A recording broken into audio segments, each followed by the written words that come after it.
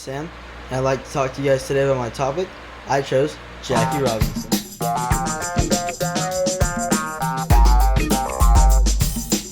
you about why I chose Jackie Robinson for my research, and it comes down to his journey. Throughout his life, he is faced with challenges and is able to come out on top. He faces many injustices but pushes through, and I love his determination for success. He's an icon and inspiration. His story has inspired me to push through tough times and keep counting my blessings. With Jackie Robinson's early life. Jackie Robinson was born in Cairo, Georgia in 1919. His family moved to Pasadena, California in seek of a better life 1 year after. Jackie Robinson was raised by a single mother and is the youngest of 5 children back at home.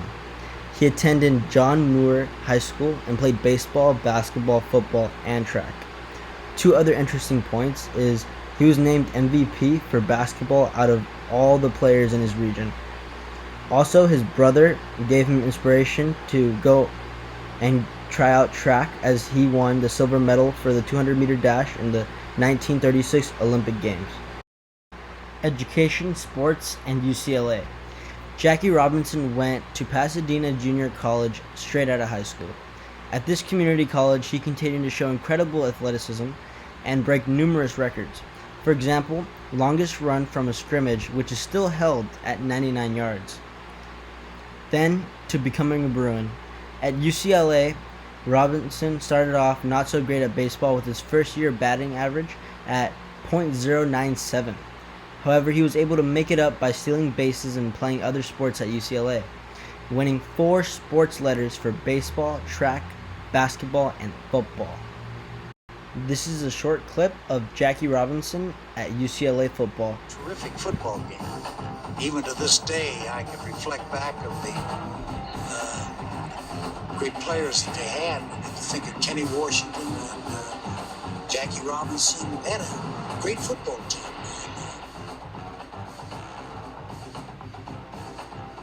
The 2 powerhouses battled to the second tie in 6 games.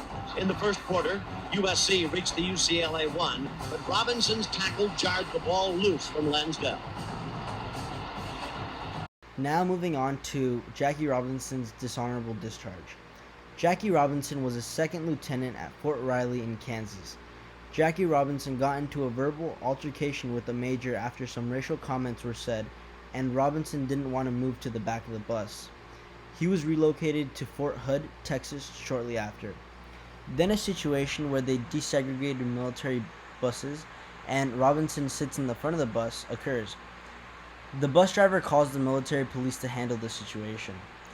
The MPs escalated the situation and come out with dozens of false accusations, including disorderly conduct, insubordination, drunkenness, insulting a woman, and refusing to obey an officer.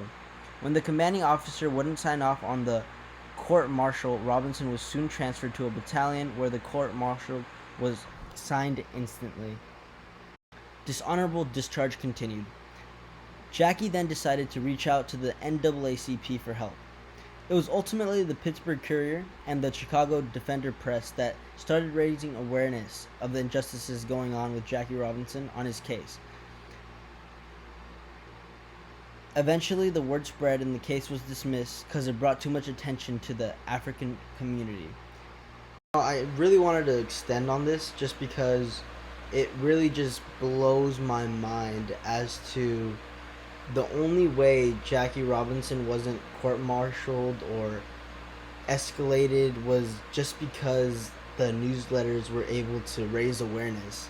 It really relates now back to present day where people are taking videos on their phones and trying to spread the word. It really just kind of like clicks now as to why people do it. It's because, if you didn't do it before, nothing would happen. No justice would be served.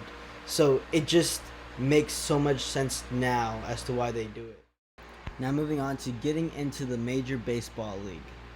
Jackie Robinson caught the eye of Dodger scout when playing shortstop for a team known as the Monarchs.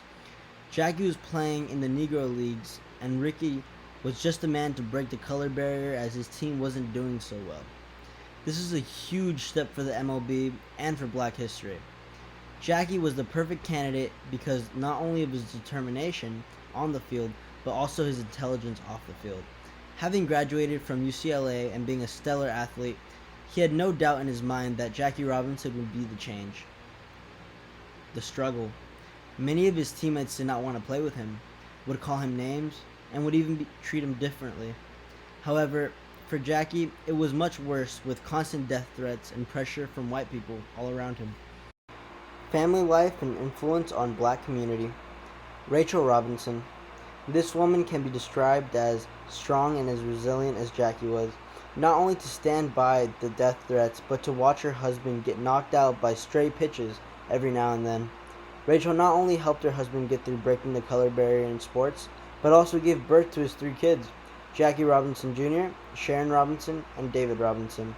Unfortunately, Jackie Robinson Jr. died at the young age of 24 years old from a heart attack, and shortly after, Jackie Robinson himself died.